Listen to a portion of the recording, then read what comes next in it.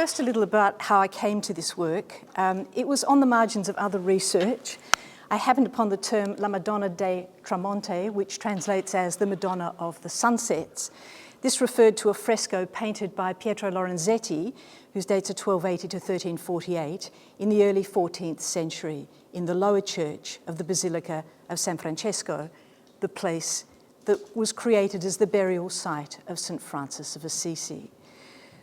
The name was said to derive from the fact that every sunset this fresco would be illuminated. But I know from the way that the sun moves that this can't possibly be correct. So I did some digging around and some investigating. I tried to find out which sunsets did it refer to, but the literature was very silent about this. So I decided to go and investigate for myself, and what I discovered was far more than I anticipated. So my aim in this presentation is to walk you through my journey of discovery. And in order to do that, I first want to give you a little bit of background about the Basilica and where the fresco is placed in connection to the sun, the role and the importance of the sun in Christian theology, and then finding the dates on which the fresco received the light of the sun as a way of investigating how the medieval Franciscans understood and reflected on Mary. Assisi is roughly in the centre of Italy, in Umbria, but the town itself is located on the sloping and precipitous mountainous ridge halfway up the dome-shaped, wood-covered side of Mount Sebacio, part of the Apennine Mountains extending the length of peninsular Italy. The basilica is built on a ridge of land that falls away to the west, north, and south. When St. Francis was alive, the area beyond the town, which is indicated by that yellow arrow, was known as the Collo dell'Inferno, or the Hill of Hell, due to it being a place for the torture and execution of the condemned. It could, however, simply have been an aberration of the word inferius, which means lower, as the location that was situated further down the rocky outcrop from Assisi, overlooking the Tiber Valley towards Perugia. Although this appeared to be an eccentric place in which to bury St. Francis, it had been reported that St. Francis had explicitly requested to be buried on the Hill of Hell, following the way of Jesus of Nazareth, who'd been crucified and died as a criminal beyond the wall of Jerusalem. Jesus was the exemplar that St. Francis followed, so much so that he became known as Franciscus Alto Christus. When St. Francis' companions had pointed out the reputation of the place, he replied, well, if the place is now called the Hill of Hell, it will be called the Gate of Heaven and the Entrance of Paradise. On the 13th of March, 1228, Simone de Pucciarello, a companion of St. Francis since his youth, donated a plot of this wild land beyond the gates of Assisi to enable a burial site to be constructed. And since it was forbidden for Franciscans to own property, the patronage and ownership of both church and convent was undertaken by Pope Gregory IX in the name of the Holy See. And it was he who laid the first stone on the 17th of July, 1228, one day after St. Francis was canonized and less than 2 years after his death. Despite St. Francis declaring that he wanted the tiny church of the Porziuncola, a mile south of the walls of Assisi, to be the head and the mother church of the Roman Catholic Order of Friars Minor, Pope Gregory decided otherwise, and 2 years later, on the 22nd of April 1230, he awarded the role to the basilica that was yet to be built. The Lower Church was completed on the 25th of May 1230, and the body of St. Francis was translated from the church of San Giorgio, where it had been taken and buried after his death, to avoid it being ransacked by the Perugians. And it was taken to this previously wild and barbaric place beyond the walls of Assisi. And so the Lower Church became a sanctuary for the tomb of St. Francis. And this is a view looking from the east down across the Tiber, towards Perugia in the Tiber Valley. And this is the view looking up from the plains. The Basilica of San Francesco consists of two churches, one on top of the other, both cruciform with a single nave. As a funerary monument, the orientation of the basilica differs from other buildings of this kind in that its apsidal point is in the west rather than the east. And as Donal Cooper and Janet Robson noted, in liturgical terms, it can be said to be occidented rather than oriented. This positioning highlights the basilica's significance as a papal foundation, one where the priest celebrated Mass from the apsidal side of the altar facing the congregation, so the priest faced east. The western focus is the one that is found in three major papal basilicas in Rome, St. Peter's, St. John Lateran, and Santa Maria Maggiore. 35 years after it was consecrated, major reconstruction in the upper church began under the auspices of Pope Nicholas IV, and he was the first Franciscan friar to sit on the papal throne. What he did was he enlarged the side altars, so instead of it just being a long nave with an apse, he wanted this to be punched out, the walls to be punched out, and the chapels to be included, the side chapels. The upper church took 2 decades to complete and was, as Cooper and Robson observed, a radical reconfiguration and expansion of the basilica complex that far exceeded the ambitions of the original architects or the parameters of the original design, and far beyond what St. Francis himself would have wanted. Construction on the 2 side chapels of the transept of the lower church began in 1295. The aim was to complete the expansion and all the repainting by the 1st century of the death of St. Francis in 1326. And it was in the 2nd decade of the 14th century, between the years 1316 and 1319, that Pietro Lorenzetti painted La Madonna del Tramonte, located towards the base of the east wall and of the south transept of the lower church, and there is its placement. The fresco forms part of the south transept Passion cycle, as you can see. And what it depicts, if we go in closer, is 3 figures standing in a small loggia or niche, in front of which is a parapet decorated to simulate a predella. The Madonna, holding the Christ child on her left arm and looking into his eyes, creates the central focus. She wears a blue mantle and a grey cowl. The child is wrapped in a mantle which has slipped from around him and now falls over the Madonna's arm. To the left of the Madonna stands St. John the Evangelist, holding a book in his left hand and gesturing with his right hand. The Madonna appears to be answering a question from the child by indicating St. Francis on her right.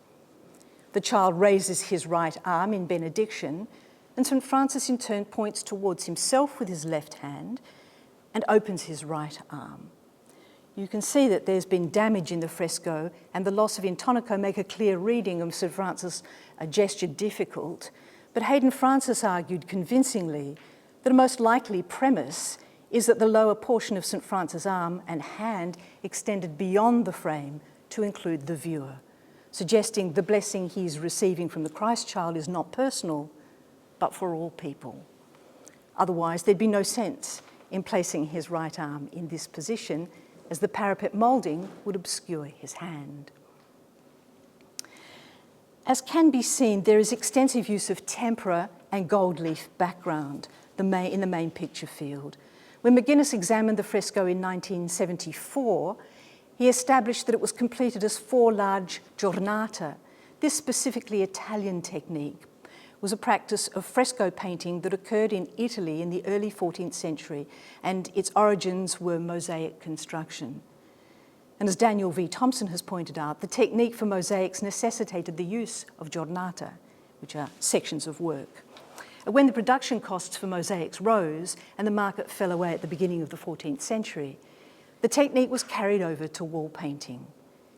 Pietro Lorenzetti's work was at the forefront of the change.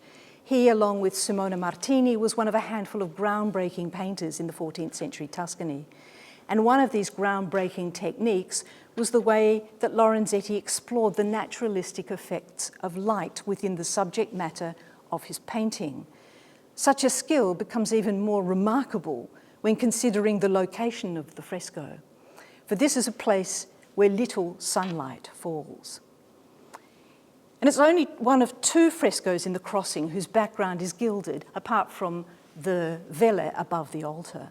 And hence the title, Madonna dei Tramonti, points towards an intentional relationship between gilding and sunlight. Above the fresco, as you can see, is the monumental crucifixion painted by Lorenzetti, which completely fills the entire east wall of the south transept. The lower centre of the fresco is unfortunately damaged. Nevertheless, this crucifixion is said to be the oldest extant wall painting portraying Christ with the 2 thieves, reinforcing Lorenzetti's innovative approach to portraying the subject matter. The placement of the crucifixion above the Madonna reinforces the story of Christ's calling as a child to be crucified. And there's a few further points to note here. To the lower right of the La Madonna dei Tramonti, in the small oblong that I've indicated there, it's a painted niche depicting a book and vessels used for carrying water and wine at the sacrament, and it's placed directly above an actual cupboard, which, according to McGuinness, was used to contain the vessels of the sacrament. And then on the adjacent wall next to it is a frescoed sedilia hung with a cloth of ermine.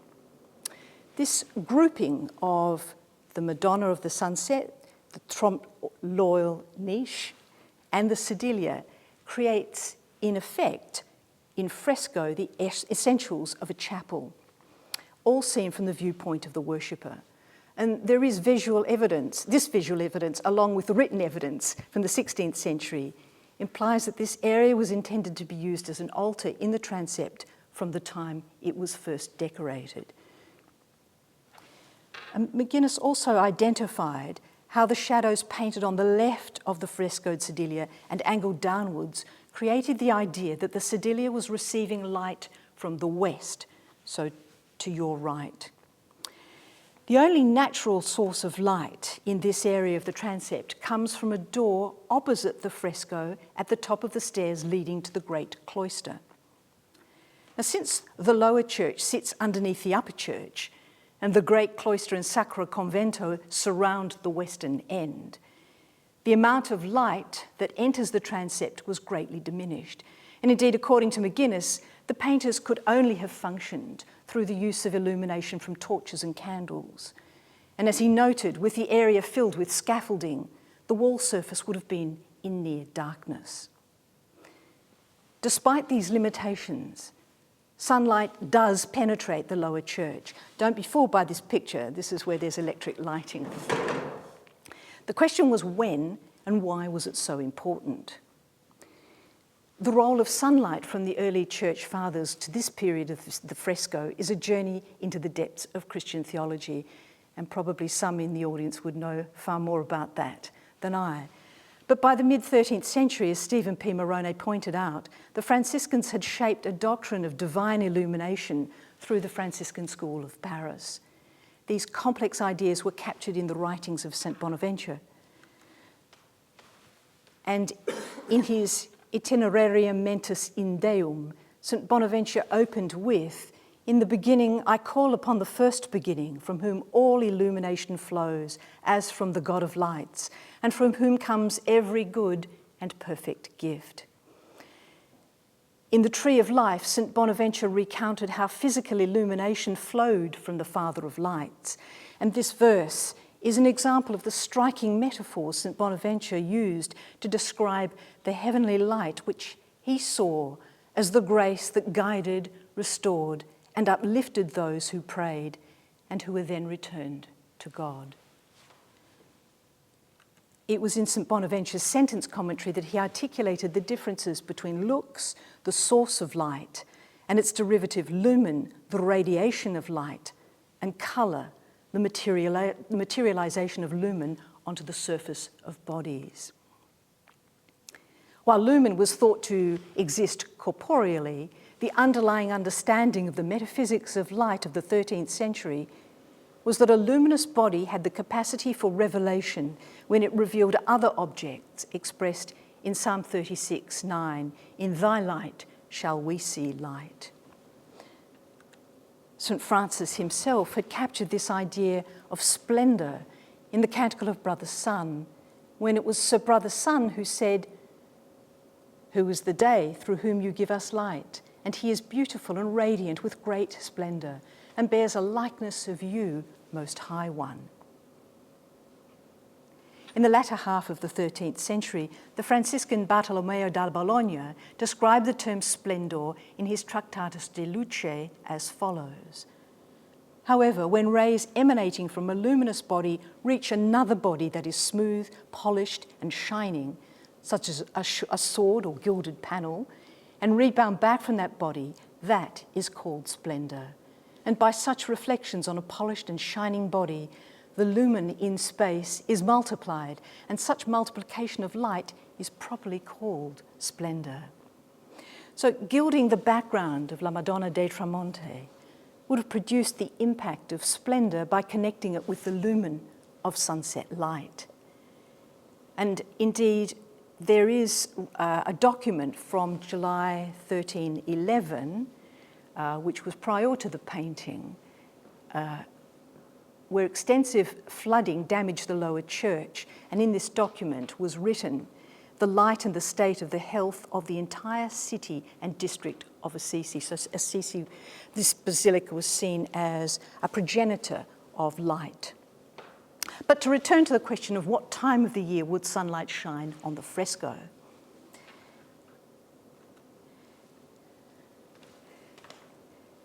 The sun's position along the horizon changes every day, but its rate of movement through the year varies, like the pendulum of a clock.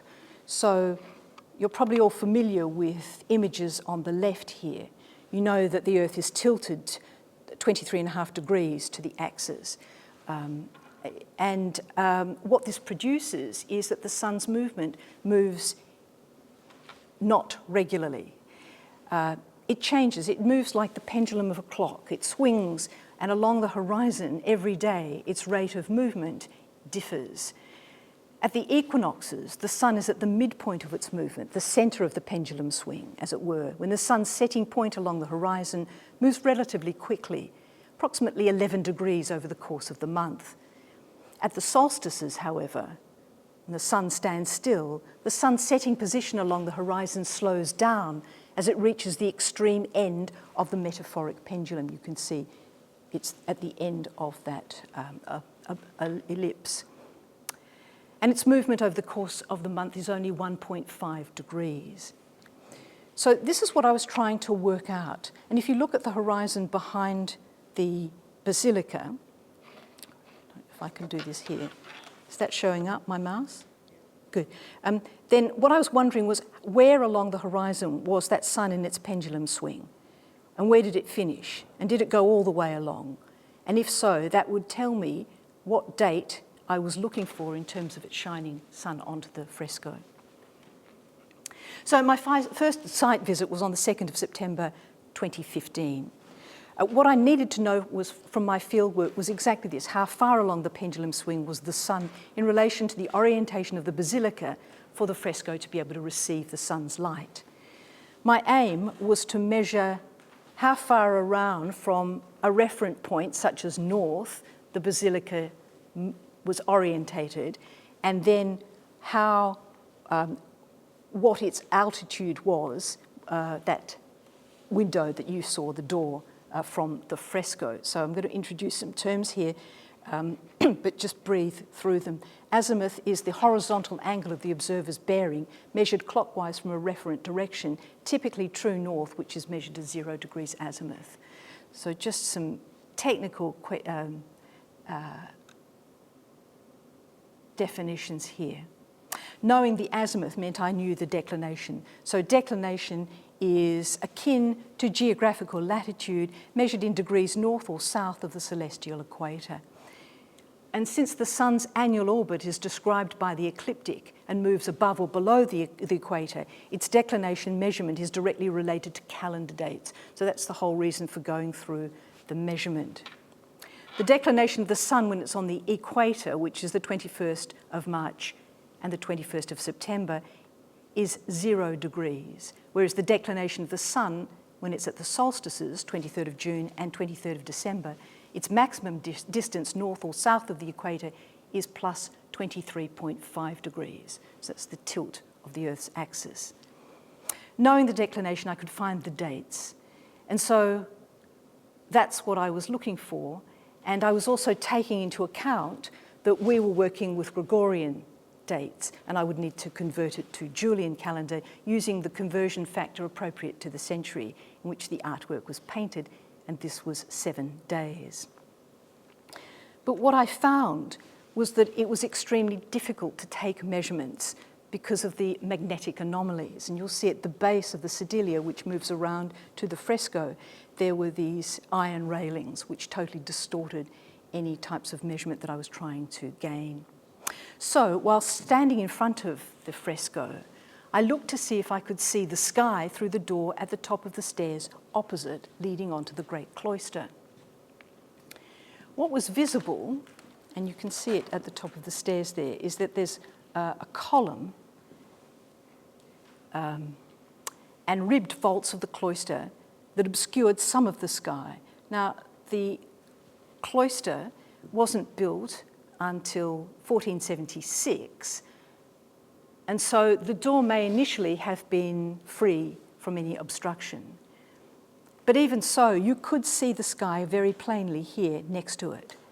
So what I did was I measured the altitude of the door because I needed to know whether the sun would actually reach that height. And the altitude of the door, and using a clinometer to measure the altitude, wasn't affected by magnetic anomalies.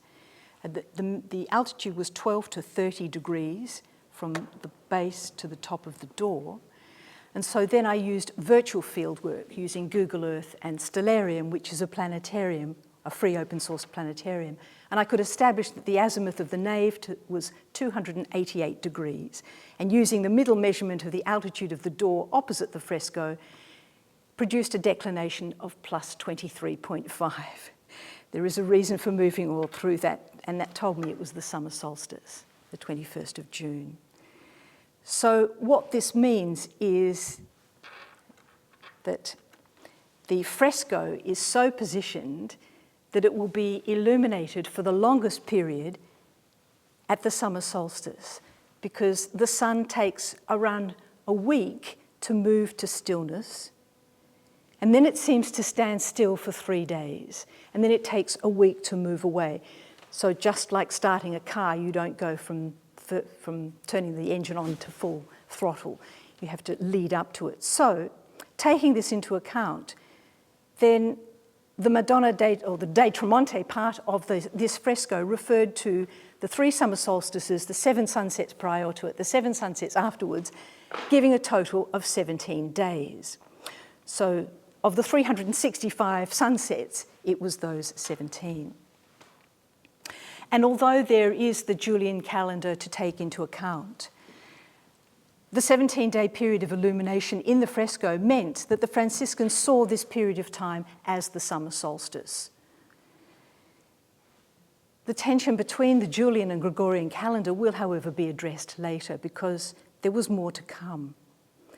But I just mention also that the week of the summer solstice also includes the feast of the birth of St. John the Baptist, whose chapel lies adjacent to the Madonna dei Tramonte. And this phenomenon of sunlight animating Christian paintings is not a standalone phenomenon. It's been documented by many others. But as I was standing, and I went there in early September, so I was watching for the sunlight to fall on the Madonna dei Tramonte, and the members of the Basilica were saying, yeah, it'll happen, it'll happen, it'll happen. Nothing happened, nothing happened. But I looked across the other side of the crossing, and I happened to see that there was another Madonna over the other side, almost a mirror image. It was also at the base of the wall of the north transept with a gilded background and a crucifixion above it.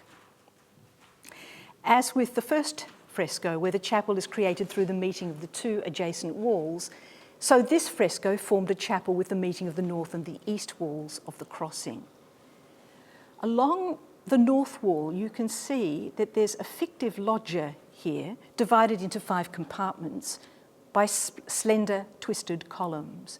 And they show St. Francis, St. Louis of Toulouse, St. Elizabeth of Hungary, the Blessed Jacopo de Sette Sole, and St. Emmerich of Hungary. The fresco along the east wall depicts 2 crowned and haloed saints standing either side of the Madonna and Child. The Madonna, holding the Christ Child on her left arm, gazes out beyond the viewer. The Child twists around to look at the saint on his left, stretching his hand towards the lily-tipped scepter. The saint returns his gaze. The saint to the right of the Madonna, also holding a lily-tipped scepter, gazes outward in the same direction as the Madonna. And the halos are all punched and gilded, as is the cloth of honour at the back. Robin Simon has suggested that both frescoes were painted by Simone Martini prior to Pietro Lorenzetti starting his work on the fresco. But there is a balance, there is a mirror imaging of these, and so it's not unheard of, it wouldn't be unlikely that the two corresponded. And there is a sense also with this one, and I'll just go back to see this as an 8-figured polyptych called a sacra conversazione, a conversation between people who never really met in life. Above this, there's also a crucifixion. It was painted by Giotto's workshop about 1310. Some argue Giotto himself painted it. But its very nature of mirror reflecting the other one set me thinking that maybe there was something else going on here. So I set about measuring the altitude of all the windows and doorways, and with the aid of virtual fieldwork using Google Earth and Stellarium, my calculations showed that this Madonna and Child with 2 royal saints would be splendored in the week of the Assumption. The value of virtual fieldwork, so I was a little bit stymied, but virtual fieldwork can give us these dates, and so it meant that I could go back on those dates and I could actually photograph the phenomenon. And just to put this into a bit more perspective here, where the sunlight is coming through is this window, the southern apsidal door. I think I've put it, whoops, no, here, just here. It's coming in here and it's shining across to a fresco that's on the far side of the wall. And the sun does not get round to this door. The sun doesn't get around that far along the horizon. And so the sun comes along a line like this. At one stage it will shine in at the summer solstice, it will shine in through the door onto the first fresco, and then it will drop down below the horizon. And later in the year, it will come and shine through the south and the central apsidal windows, and it will shine onto the second fresco. So I couldn't return at the summer solstice, so I returned for the Assumption, and this is what I saw. At 6:40 in the evening on Tuesday, 16th of August, 2016, rays of sunlight from the most southerly apsidal window began streaming across the line of 5 saints along the wall adjacent to this other Madonna. And it seemed to somehow embrace this sacra conversazione. By 6:50, the sunlight had begun to form a sharp edge as it struck the fresco proper, now shining through the middle apsidal window. And you can start to see the shape of the window through which that sunlight is falling. The sunlight kept moving until it reached a third of the way across the Madonna and Child with 2 saints, giving that fresco a sharp brilliance. Then at 7 o'clock, as the sun lowered in the sky, the sunlight began to move upwards to the base of the crucifixion above this fresco. By 7:20, the sunlight had reached the feet of Christ, illuminating the figures at the feet. By 7:28, it had shifted away from the Madonna and Child with 2 royal saints, and it was illuminating only the feet of Christ and Mary Magdalene.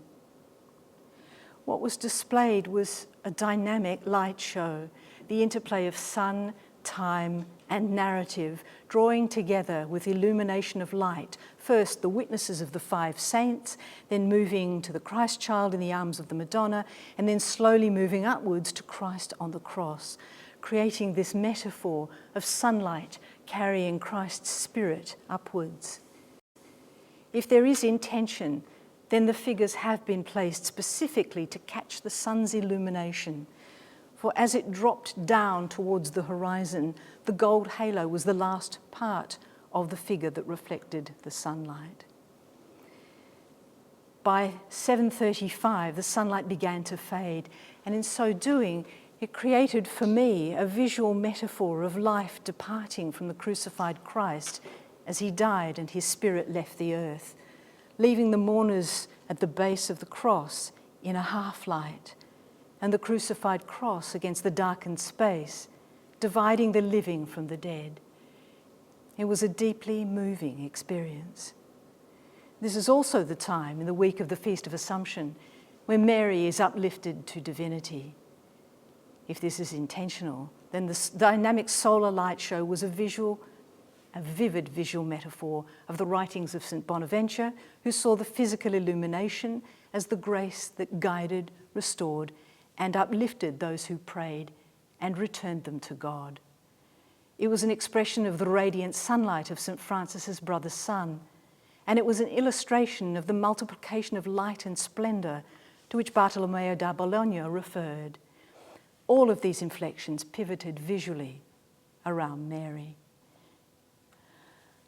I returned the following evening on the 17th of August. There was heavy cloud in the sky, but as the sun dropped down towards the horizon, the light shone clearly beneath the cloud. The day before, on the 16th, I noticed the sun illuminated Mary Magdalene at the base of the cross. The next evening, the sun had moved further south along the ecliptic, and so the light now shone on St. John the Evangelist. Curiously, this light show was occurring at the correct date for the Assumption for today in the Gregorian calendar. When it was painted, however, the friars and painters were living with the Julian calendar, which, as already stated, was 7 days earlier. So in that calendar, the light show occurred a week after the Julian calendar-based Assumption dates. This calendar aberration is also apparent in the work that I did on the Cistercian Abbey churches with my colleagues Bernadette Brady and Fabio Silva.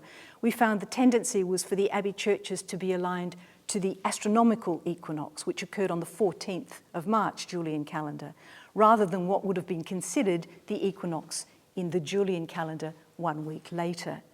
So here was another instance, this time 14th century Franciscan rather than 12th century Cistercians, that suggests that when using the light of the sun for theological purposes, the painters and commissioners were working with the actual astronomical alignments rather than the feast days. And this was occurring in the 14th century Julian calendar. And just as an aside, the sunlight which is falling on this figure here, which you can't see very well, it's this figure here. There's been scholarly debate regarding the identification of these two saints. And this figure here, some think is St. Stephen of Hungary, and his feast day is the 16th of August. So on this date in the true solar calendar, the figure is illuminated on that date, suggesting that it actually is St. Stephen of Hungary. I returned to Assisi with permission to photograph the Madonna of the Sunset, La Madonna del Tramonte, in June 2017, the following year. And this is what I found. The first rays fell at 7:27 onto the base of the fresco along the painted predella, which is here, between St. Francis and the Madonna, forming that cone shape because that was all that was available. That was the shape that the sun was falling through. As the sun was also shining through the south apsidal window, I quickly took a peek over to the other Madonna and Child to see was it being illuminated, and it wasn't. It was just hitting the side of the Mary Magdalene chapel. So it had left its splendouring of this story, and it was moving to talk about this story. As the sun set, the sunlight shining on the La Madonna del Tramonte began to rise between St. Francis and the Madonna. By 7:51, the tip of the cone shape had reached the top of the fresco, and as the sun continued to set, the cone of sunlight began to move across the Madonna and Child. At 7:56, they were completely enveloped in the cone of light. By 7:59, the sunlight began to move upwards towards the edge of the crucifixion, above it. By 8:02, it touched the Child and the edge of St. John, and it just kept moving further and further up across the rump of the horse, and then finally moving to rest on this saint in the lozenge on the side, who was resting on his hand, just looking back at the scene and raising his right hand in benediction. By 8:28, the sunlight had faded. This phenomenon of the arcing light was not one that I had anticipated, and it suggested a secondary story. With the Madonna and Child and the two royal saints, the sun had moved laterally along the wall and then risen upwards to connect with the crucifixion. It had embraced those saints on the side wall. This was a different story. The Madonna del Tramonte was forming a curve upwards from the predella, shining on the Madonna del Tramonte and then moving upwards. But its movement was such that with all those 17 sunsets, it would always fall upon the Madonna and Child. In this liminal space, at this time of year when the sun appears to stand still, it is Mary's role as mother and guide, offering her wisdom and understanding to the Christ child that is being splendid. So, to conclude, in my research I set out to find which days did the Madonna of the Sunset refer to, and why. And investigating the fresco, I discovered its matching counterpart, the cross-axial fresco, the Madonna and Child, with two royal saints. And what emerged was a dynamic visual manifestation underscoring what is already known of the central position of Mary in the Franciscan worldview. McGuinness pointed out how little natural light enters the transept at any one time. Nevertheless, the light does enter the lower church at meaningful times, and all of it is devoted to Mary. Two images that revolved around Mary were placed in these transepts in the lower church. By being the only frescoes with gilded backgrounds in this location, their potential to receive and reflect the sun's light on specific dates was increased. This created a sunlit narrative of splendour, enhancing the content of the painted images. And I just wanted to give you, so these are where the two frescoes are painted. I just wanted to talk you through how that sun's movement was occurring. The Madonna del Tramonte in the south transept identifies the northern hemisphere extreme position of the sun at the summer solstice as it moves along the ecliptic. For 7 days prior to reaching Mary, it slows down and then it stands still for 3 days, radiating her and the Christ child with a glorious splendour. After which it stands still for 3 days. After it's standing still for 3 days, it then moves and slowly accelerates southwards back across the fresco. Around 55 days later, in mid-August, the sun shines through the south apsidal window onto the second fresco. And in crossing the altar, this was where St. Francis was buried. The sunlight then leaves this fresco narrative and disappears for a time before it reaches the southern hemispheric extreme at the winter solstice, the 21st of December. The sun then begins its movement back, and in April, it then again illuminates this fresco until it moves towards the summer solstice and illuminates this fresco. So you can see the movement that it's doing, the pendulum swing, but which is also encapsulating these two lovely frescoes. The implications of the connection between this annual solar rhythm with these two gilded frescoes are profound. First, the theology of sunlight as Splendour, expressed by St. Francis in the Canticle of Brother Sun and defined by Bartolomeo da Bologna as the multiplication of light reflected off a gilded panel, is exemplified in this dynamic light show in the Lower Church. Next, the splendour of sunlight that animates the story of the destiny of Christ, the child born to be crucified, also encourages the viewer to reflect on the theological and doctrinal issues of the Incarnation before Mary.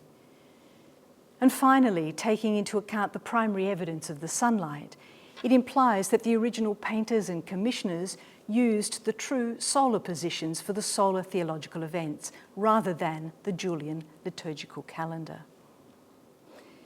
One can speculate that the act of seeing the sun radiating the frescoes at these different times of the year and punctuating the dimness of the Lower Church with theological symbolism must have been a powerful experience, for it is still powerful today. Furthermore, since the consistency of the sun never varies, we can watch this light show now and see it as it was envisaged in the 14th century, allowing us to partially remove the temporal differences that distance us from the 14th century. Ultimately, it is the splendouring of sunlight that offers a phenomenological level of appreciation for how the medieval Franciscans understood and reflected on Mary as mother and intermediary in both images. Thank you.